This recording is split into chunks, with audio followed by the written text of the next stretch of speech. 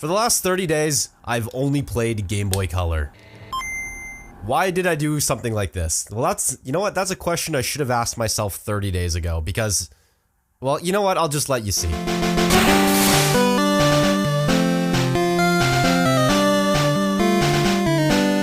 If I was gonna do something foolish like this, I had to find a way to continue to upload to my primarily gaming-focused channel, which you should totally subscribe to, by the way, without actually playing anything besides Game Boy. To solve that issue, I just did some careful planning. At the beginning of April, I knew that I was going to do a review on Castle Crashers, and making that video would eat up a good chunk of May. So during April, I played and recorded a bunch of footage for not only Castle Crashers, but other games I knew I may wanted to make videos about, like Pokemon Stadium 2, Mordhau, and Tony Hawk's Underground 2. That way I had footage banked and would be able to upload videos throughout the month. The other problem was my Game Boy Color was allegedly somewhere in this closet. Okay, it could be in here, but I don't know. DS, Game Boy Advance. I could technically use that, but I don't want to do that. Ooh, Fire Red. What's this? Simpsons Road Rage. Nice. Yeah, GameCube memory card. Nice. Okay. Laptops. Oh yeah, Big Bumpin'. Oh yeah, Sneak King, another good one. I couldn't find it, so I called my mom and asked her for the first time in maybe 15 years, where's my Game Boy? But she didn't know either. So then I spent a beautiful April morning driving around to several retro game stores looking for one. I'm outside of the used game store right now looking for the Game Boy Color, and it's supposed to open 30 minutes ago, but hey, look, on the bright side, there is a goose walking around on the roof. That's pretty good. None of the stores I visited had one. In a last-ditch attempt, I asked all of my friends if they still had their Game Boy Colors, and my friend Melissa came to the rescue by lending me this red or pink, I'm not really sure which one, Game Boy Color. And while it wasn't lime green like the one I had, it would certainly do the trick. So for the next 30 days, I brought the Game Boy everywhere I went and looked for every opportunity to play it.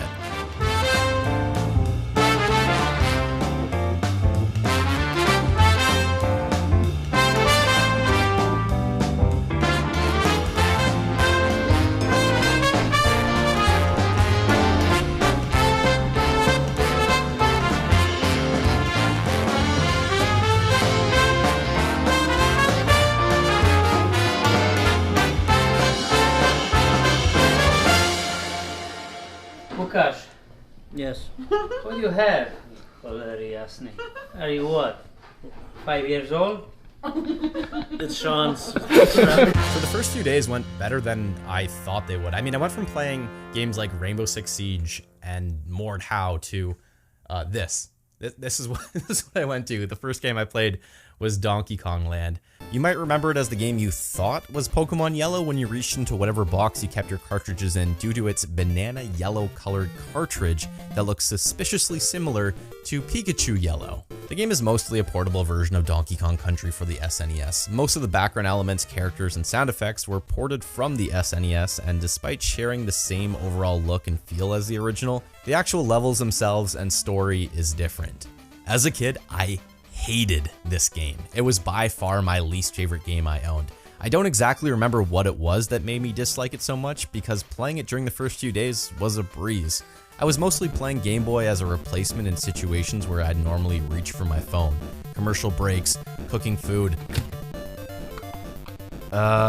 Eating Taco Bell.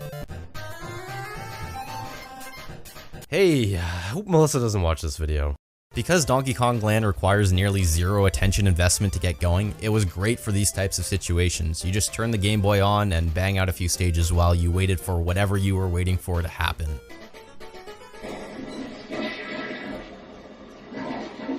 One of the best parts about Donkey Kong Land is the soundtrack.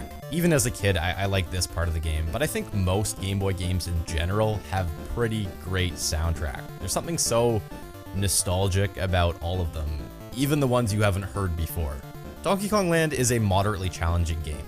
I can't get past this level. I can't do it. I'm playing with one hand now. I can't do it. I missed the barrel. Some of these stages were pretty easy, while others gave me some trouble. While taking a boat across a lake up north, my friends and I were passing the Game Boy back and forth, taking turns clearing stages and trying to beat some of the tougher ones. It's interesting that despite the game being over 2 decades old, it still maintained that magic ability that video games have to bring people together. Oh, whoa, what's that? That's a beautiful Forge Labs hoodie my friend Owen's wearing right there. And wow, just take a look at the back of it. That's a real nice hoodie right there. A hoodie like this says, yeah, I'm a gamer and I'm proud to be a gamer. So don't mess with me. Like my friend Owen, he's a gamer and he's proud of it. Excellent news too. You can get one yourself. I'll have a link in the description. Lots of good stuff on.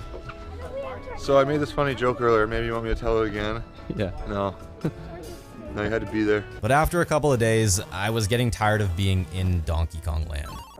I'm going to be very careful with this term, the term of craving modern games, because I don't want the FBI to bust in the door and take me away for having a gaming disorder, so I don't want to use the term craving.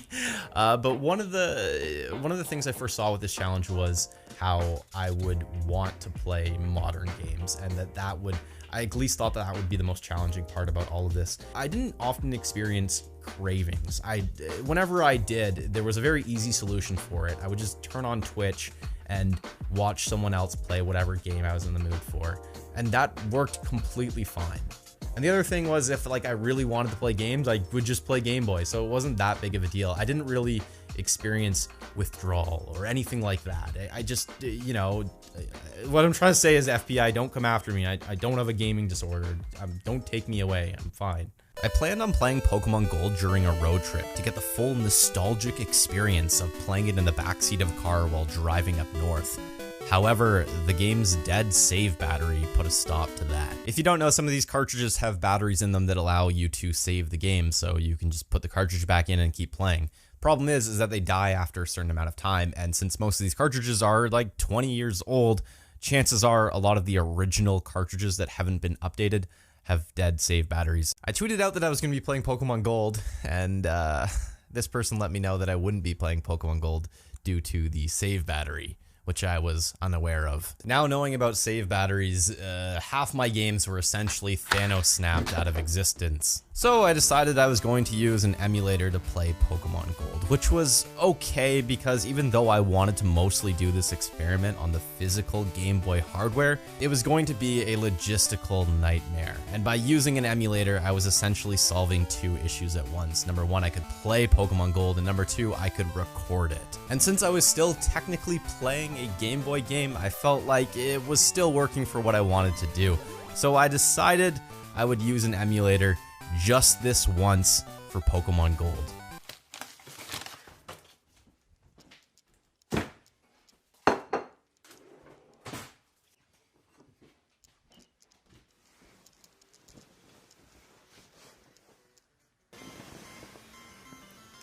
Oh, shit. Oh, shit. To try and capture at least some semblance of the past, I used this CRTV filter in the emulator on my 4K TV to make it look at least kind of dated.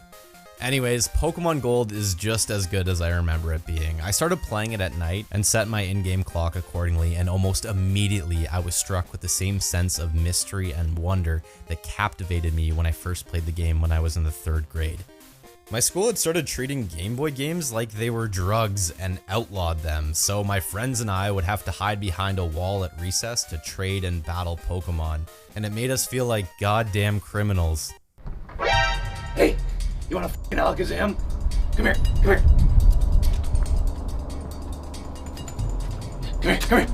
Come here. Get in here, come on. Where'd you got the link cable? Come on. I ended up getting further involved in the criminal underworld of illegal Game Boy activity at my school when I got a Game Shark. Remember this thing? Kids were lining up at school to get just a few minutes on it, and I remember charging them fruit roll-ups or something. If you had this thing, it was like the Infinity Gauntlet. This thing was, oh, if you haven't seen this, you pop that in there, just like that, and that pops into the Game Boy.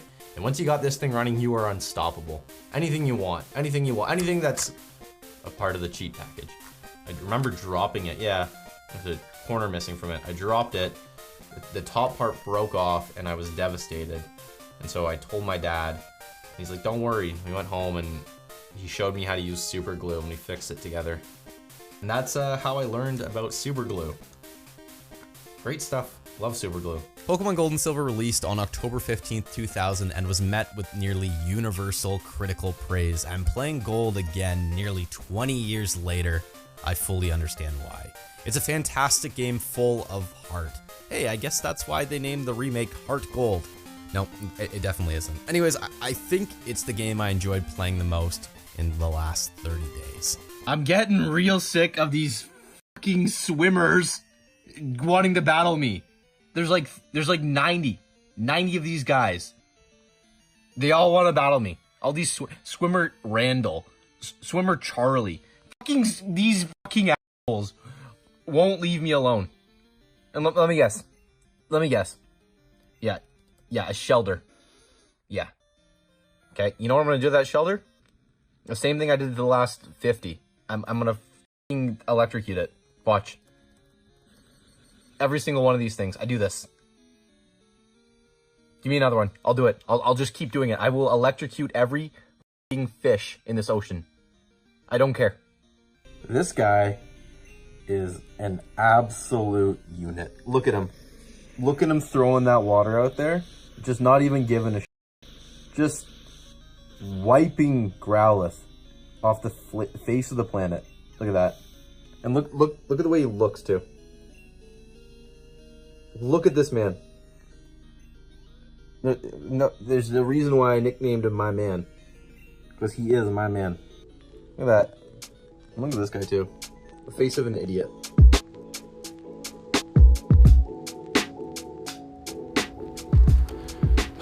So the thing I'm struggling most with is not the games themselves, but the lack of a backlit screen. It is driving me insane. I had a tough time adapting to a non-backlit screen. It requires you to contort your body into weird yoga poses so that the lighting in the room hits the screen well enough so that you can see what's going on, but specifically so that it doesn't cause a glare. And the other problem is if you're playing in even a remotely dark room, you need a worm light. You might remember these. They normally came in a pack of 3 or 4 and you would inevitably lose all of them within a day or two. They were multicolored. You get like pink ones, blue ones like this, red ones, clear ones, purple ones, whatever.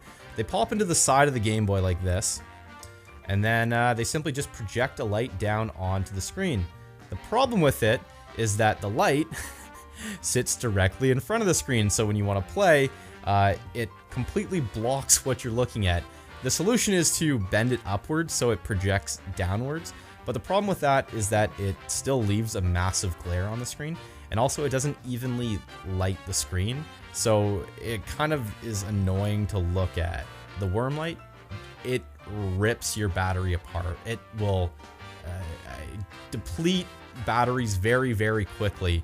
And that brings me to the next thing about the Game Boy. Batteries. Remember these? There's a very reliable way of getting batteries. It's the oldest trick in the book. You just steal them from the remote control. When I was at the retro game stores, I picked up a bunch of cheap, random Game Boy games to try out. Babe and Friends was the first to catch my eye, but as a massive fan of Babe, Pig in the City, the major motion picture, this was a massive disappointment. I expected so much from a Game Boy Color game based off of the 1998 fantasy drama movie about a pig. But all you do is walk around and solve some puzzles while talking to various farm animals. I mean, I appreciate the detail on this goose and all, but us fans of Babe, Pig in the City deserve so much more. IGN gave this game a 7 out of 10, by the way. Speaking of movie games, I also picked up Toy Story 2. It's super uninteresting and clunky as hell. Not to mention that Buzz runs like he's an anime character. After the guy working at the retro game store looked at my selection of games I wanted to buy and heard about what I was doing, he told me to see if I could find a copy of Army Man 2. But surprisingly, I happen to own a copy of it already. Still in the box and everything. Real men, real plastic. And look, there's a tan soldier melting on a stove, so you know it's gonna be good. Hey, and look, Joseph from Israel rated this game a 4 out of 5 in 2018 by saying, quote, good action game. Surely, if Joseph from Israel considers this to be a good action game in 2018, and my childhood memory serves me correctly, it's going to be great.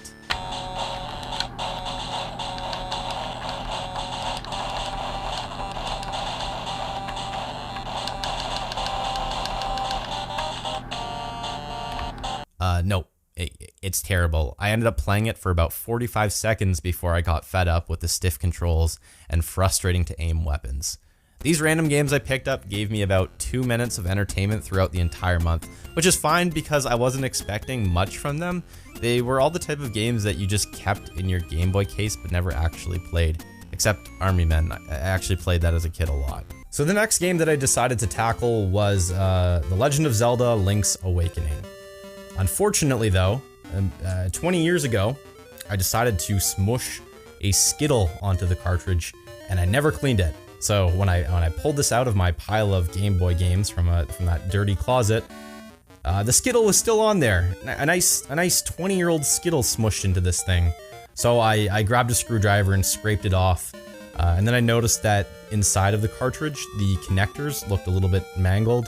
So I don't know if that's because I put Skittle in there as a kid too, or what the hell I did to it, but they looked a little bit messed up. So I grabbed some rubbing alcohol and a Q-tip and got in there and tried to clean it out. And unfortunately, it didn't work. The cartridge just didn't work. And I suspect that the save battery would very likely be out on this as well. As a kid, I didn't like this game. I didn't like it either. I suspect that it has something to do with the fact that as a kid, I neglected to read anything in any of these games. I would just mindlessly press A and run around and just do that. So this game is very reliant on you listening to the owl and the people you talk to in the game. You got to pay attention to what's going on because at that time, the internet, when I was that young, wasn't really a thing for me, and I didn't have a strategy guide. So I wasn't getting far in a game like this without the internet, a strategy guide, or the patience to read even a single thing in it. So the game was kind of boring for me when I was a kid, not now. I'll get into that. I was running around, I got the sword, and I was just slashing at things. I'm like, this is really boring. And to be honest, this is so stupid of me. As a kid, I thought this game was based off of Ocarina of Time. I thought that they just made a shitty version of it for Game Boy. And I'm like, what the hell? Who wants this? I'm gonna smush a Skittle into it. I think that's what happened. And so I ruined that game. I ruined it, and I barely played it. But now, as a 26-year-old adult, I took another stab at it. I popped over to the retro game store. I grabbed a copy, and I liked it. I really, really liked this game. I feel like an idiot for missing out on it as a kid. I think that I kind of screwed up there as a 6-year-old or 7-year-old or however old I was when I got it, because what a great game it is. It's like a full pocket adventure. You immediately can get into it. The dungeons are fun. The music is great. The enemies are awesome. The boss fights are fun. It's just a really fun game, and like I said, it very much so feels like a pocket adventure. You get to go through this whole interesting world, you know, on your Game Boy at such a simple, with a simple foundation. It's top down. You're doing such basic tasks like slashing a sword and using a jump and picking up pots, but yet it's still a really fun game, and it's just good. And I feel like if I was a kid and I had the patience to actually read what characters were telling me to do and follow the story, I would have really liked it, and I really would have gotten into it. And I think it also would have probably helped my reading skills if I had done that. But nope, as a kid, I just wanted to smash A and B as much as possible. And if nothing was happening, I was going to smush a Skittle into the game. So that's really good.